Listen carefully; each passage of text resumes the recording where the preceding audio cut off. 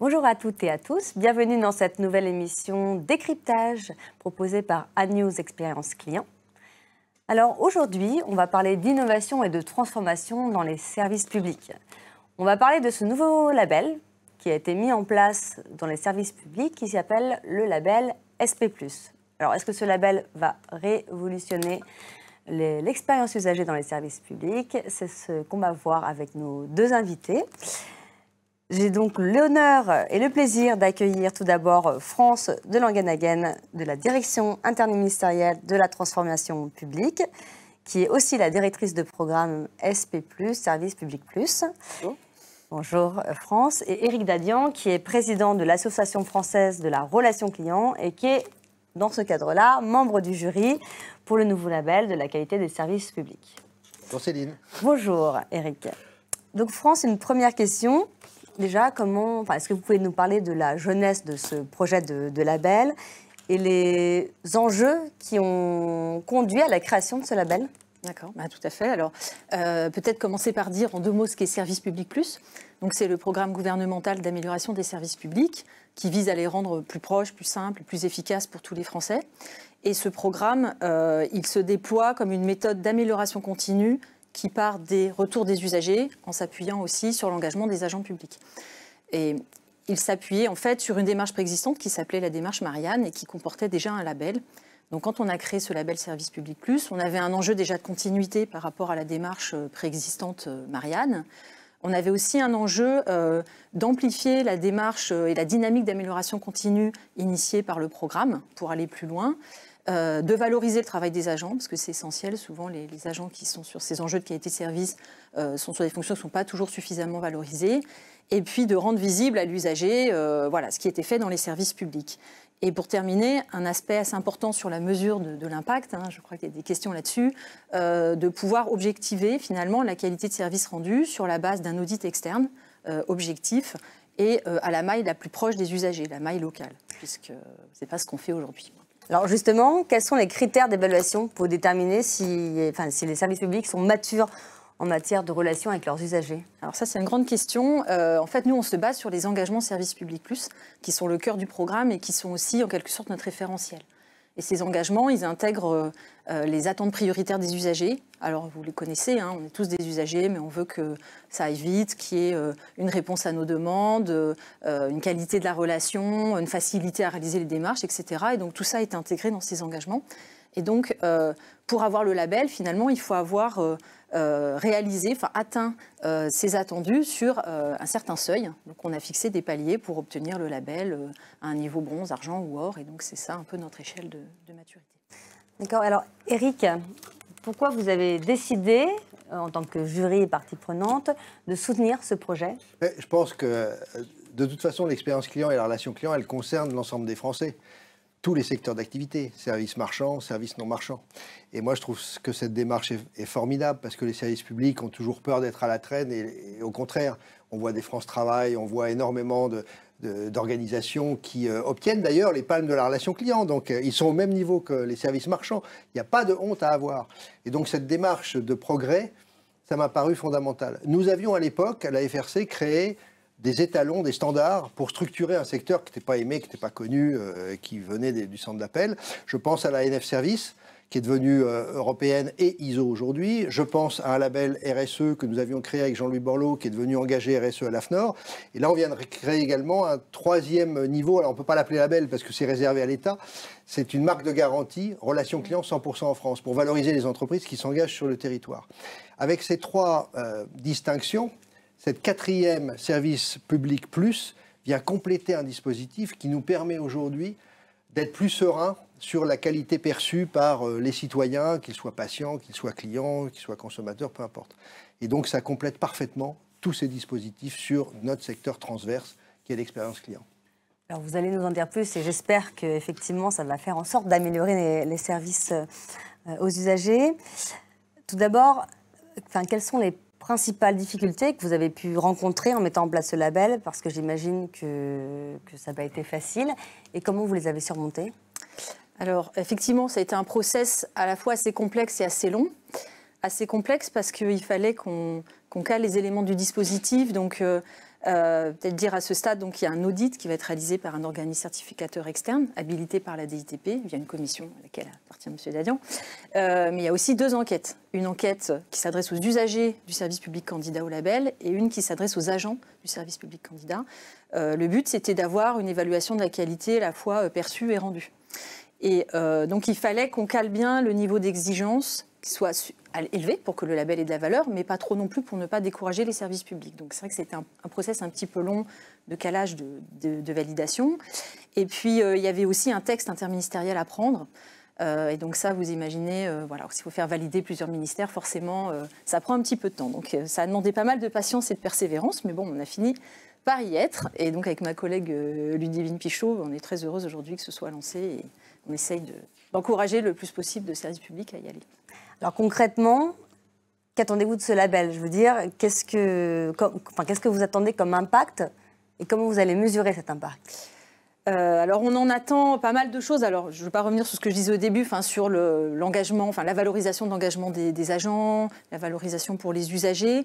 Mais on en attend finalement que la dynamique qu'on espère enclencher par le programme, elle perdure. Parce qu'on sait bien que les démarches qualité, souvent le problème c'est qu'on démarre très enthousiaste et puis le soufflet retombe et donc c'est compliqué de maintenir dans la durée l'engagement des équipes et du coup d'avoir des résultats. On ne peut pas avoir des résultats comme ça en 2-3 mois, c'est une démarche de long terme. Donc on en attend effectivement une amélioration de la satisfaction des usagers qui doivent être mesurés par tous ces services publics via des enquêtes régulièrement. Nous, on suit ça à côté des ITP.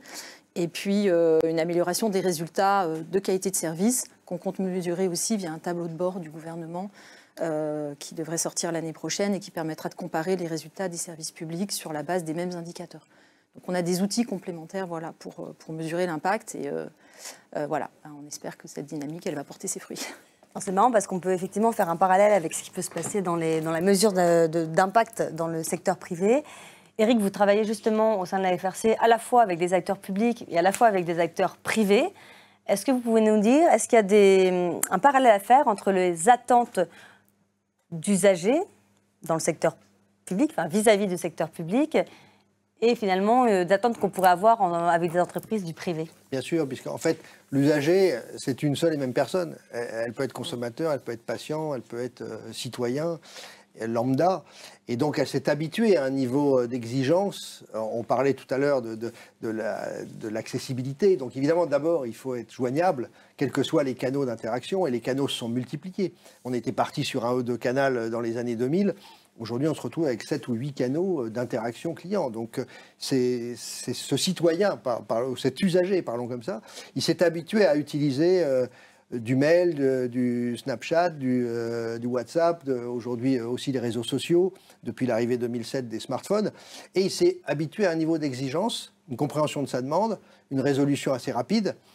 Donc on voit bien que c'est la même personne. Donc quand elle va frapper à la porte, je dis n'importe quoi, d'un opérateur télécom, d'une banque ou de son assurance, elle va également rentrer en interaction avec des services publics. Et donc elle demande le même niveau d'exigence. Sinon, alors évidemment, elle ne pourra pas.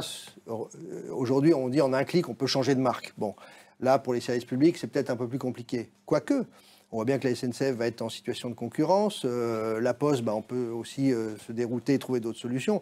Donc, il faut faire attention. Aujourd'hui, il y a une espèce de course à la fidélité de l'usager qui est rendu par cette exigence de qualité. Donc bravo moi je vous félicite pour cet engagement. Ce que j'aime beaucoup aussi, c'est cette progression, puisqu'il faut arriver à atteindre un niveau, or, c'est le Graal, mais avant il y a l'argent et le bronze. Et nous, on a, de la même façon, dans notre secteur d'activité, on a créé les palmes de la relation client, il y a élu service client de l'année aussi, qui existent pour donner des espérances à des marques pour pouvoir progresser. L'important, c'est de progresser pour répondre à ces exigences de consommation ou d'utilisation qui deviennent très difficiles aujourd'hui à atteindre. Il faut reconnaître qu'Amazon nous a créé le Graal, donc tout le monde veut atteindre Amazon. Mais c'est bien de s'engager sur cette progression. Alors justement, les standards qui peuvent exister que ce soit par les méthodes ou la manière de faire dans le service public, dans le service privé, pardon. Oui. Est-ce que ça peut servir de modèle pour le service public ou est-ce qu'il faut adapter un petit peu? Je pense pas. Je pense qu'il faut avoir, parce que encore une fois, cet usager est le même. Je pense qu'il faut avoir les mêmes standards. Alors nous, on utilise un certain nombre d'indicateurs pour se comparer, pour se benchmarker. Donc tout le monde connaît le NPS. Alors encore une fois, ce sont des terminologies, des acronymes qui viennent des États-Unis. Le Net Promoter Score, donc c'est le taux de recommandation. Il y a le Customer Effort Score aussi. C'est la même façon, c'est quel effort le consommateur ou le citoyen doit mettre en œuvre pour pouvoir contacter et rentrer en interaction avec une marque. Ces indicateurs-là, ils sont vrais partout. Ils sont vrais dans les services publics, ils sont vrais dans les services marchands. Ça ne sert à rien d'en recréer d'autres. Et moi, je trouve que votre démarche est bonne. Vous n'allez pas en recréer d'autres indicateurs. Vous allez simplement donner une progression, un chemin pour que les services publics puissent justement rentrer dans cette démarche. Moi, ce que je trouve frappant, c'est qu'il n'y a pas de honte à avoir vis-à-vis des services marchands. Il y a des services marchands qui sont très mauvais, on le sait très bien. Je ne vais pas citer de marque, pas ici. Peut-être qu'elles sont membres de la FRC d'ailleurs, mais on se souvient des loueurs de voitures, ce sont des gens qui font de l'évitement. Aller trouver le numéro de téléphone pour essayer de les joindre, c'est pas facile. Donc les services publics, certains sont de très bonne qualité et souvent meilleurs que des services marchands. Nous, on a récompensé France Travail. Croyez-moi, dans les parcours digitaux, dans les parcours utilisateurs, c'est remarquable. Donc je pense qu'aujourd'hui, encore une fois, pas besoin de créer des indicateurs différents. Utilisons les mêmes et on se benchmark, qu'on soit marchand ou non marchand. Merci Eric. Quel conseil vous pourriez donner, France, aux administrations publiques qui souhaitent rentrer dans ce label? Et comment les inciter peut-être aussi à rentrer dans ce label? Alors, moi, pour leur donner envie d'y aller, je leur dirais que je pense qu'elles peuvent y gagner beaucoup en termes d'engagement, de mobilisation interne et de valorisation. Pour s'y préparer, le conseil, ce serait déjà d'y aller par petits pas, étape par étape, c'est-à-dire commencer à s'engager dans le programme. Alors, le programme, il s'impose à l'ensemble des services publics de l'État, mais il est sur la base du volontariat pour les collectivités, par exemple. Donc, elles sont bien sûr accueillies dans le programme à bras ouverts, mais ça nécessite un petit peu de travail, de s'approprier ces engagements, prendre le temps de les décliner dans son contexte propre. On insiste beaucoup là-dessus à la DITP parce qu'on ne déploie pas les engagements de la même manière dans une préfecture, une caisse d'allocation familiale, un consulat ou à l'éducation nationale. Donc ça doit prendre une forme vraiment adaptée, pertinente et faire ce travail avec les agents pour qu'ils mettent leurs mots derrière l'engagement d'eux sur la facilité d'accès. Qu'est-ce que ça veut dire dans une caisse d'allocation familiale, par exemple. Et puis, se préparer aussi en faisant l'autodiagnostic SP+, qui permet en fait de s'auto-situer. On peut faire une sorte d'évaluation T0, où on voit si par rapport au seuil du label, le premier, on est très loin ou pas, et finalement, qu'est-ce qu'il faudrait ajuster. Donc, il y a ces outils. Nous, on est là aussi pour aider les administrations, pour les accompagner. Et finalement, en fonction des scores qu'on obtient, même en faisant des enquêtes de satisfaction usagers, ça permet de se dire, on peut peut-être viser ça pour dans 1 an ou 2. Mais l'idée, c'est de ne pas se précipiter, y aller quand on se sent prêt, parce que ça coûte quand même un peu d'argent, parce que ce sont les services publics qui financent et non pas la DITP. Et c'est quand même un label assez exigeant. Et si je pouvais juste ajouter un petit mot en rebond de ce que disait Éric Dadian précédemment sur le parallèle un peu public-privé, c'est vrai qu'on partage les mêmes fondamentaux et un certain nombre d'indicateurs.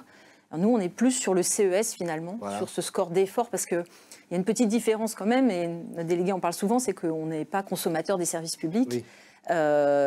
C'est le secteur public, et en tant qu'usager, on ne choisit pas son service public. Donc, en revanche, on est contraint de faire des démarches administratives, et il faut que ce soit le plus simple possible. Donc nous, on insiste beaucoup sur cette notion de simplicité et de CES, mais je rejoins tout à fait ce que vous disiez. Merci France. Alors justement, Eric, comment vous voyez l'évolution de ce rôle des services publics grâce à ce label? Parce qu'après tout, quand même, nous, en tant qu'usagers, notre objectif, c'est que grâce à ce label, on soit mieux servi par les services publics. Donc comment vous voyez l'évolution de Je pense qu'il faut se tourner côté utilisateur. Qu'est-ce que veut un utilisateur aujourd'hui? Quelles sont ses ambitions? Et Dieu sait s'il a évolué au rythme des technologies. On pense qu'il veut évidemment de la simplification, aller vite, ils sont très pressés. Tout le monde est très pressé aujourd'hui avec dans sa poche le smartphone. Donc c'est de la rapidité, c'est de la réponse à sa demande à la première sollicitation. Ils ne veulent pas repasser une deuxième fois ou une troisième fois. Et puis alors là, il n'y a pas de notion de fidélité, puisqu'on est fidèle de toute façon à un service public. Mais c'est de pouvoir éviter d'avoir à tout le temps ressasser, redemander des papiers, etc. Donc c'est la simplification des parcours. Et je pense qu'on va aussi vivre dans les 2-3 ans qui viennent une ère nouvelle avec l'arrivée de l'IA générative qui va nous permettre et permettre aux services publics d'aider l'agent à mieux travailler. Je prends un exemple tout simple, de suggérer des réponses, d'aller chercher dans des masses de documentation qu'il faut la bonne documentation au bon moment. Donc les agents vont être aidés par ces outils. Et aujourd'hui, c'est plutôt des technologies qui sont au service de l'agent. Je pense aussi au résumé de conversation. C'est un temps perdu qui ne sert à rien. Donc on a une conversation téléphonique ou sur d'autres canaux. C'est l'IA générative qui va faire cette synthèse, qui va lui faire gagner du temps sur tout ce qu'il doit faire. S'il doit envoyer ensuite un courrier ou des papiers ou un certain nombre d'autres actions, l'IA va l'aider. Donc je pense qu'on rentre dans une ère où ça va être beaucoup plus simple, les parcours seront simplifiés aussi, et les services publics vont en bénéficier comme les services marchands. Donc l'utilisateur vivra enfin son Graal, c'est-à-dire que l'expérience client, qui est multisecteur, soit reconnue. Nous, on pense que l'expérience est plus importante souvent que le bien, elle est mémorable. Et je pense que c'est ce que les usagers attendent, c'est qu'une expérience soit bien sûr de très bonne qualité. Le produit suivra derrière. Alors merci à vous. En tout cas, ce qu'on peut peut-être dire aussi pour conclure, c'est qu'il y a eu beaucoup de progrès qui ont été faits ces dernières années par les services publics. Vous parliez de France Travail tout à l'heure, mais il y en a plein d'autres qu'on pourrait citer. Donc on espère que ça fera que améliorer encore. Un grand merci encore. Merci à vous. On se retrouve bientôt pour une nouvelle émission d'Agnews Expérience Client. À bientôt.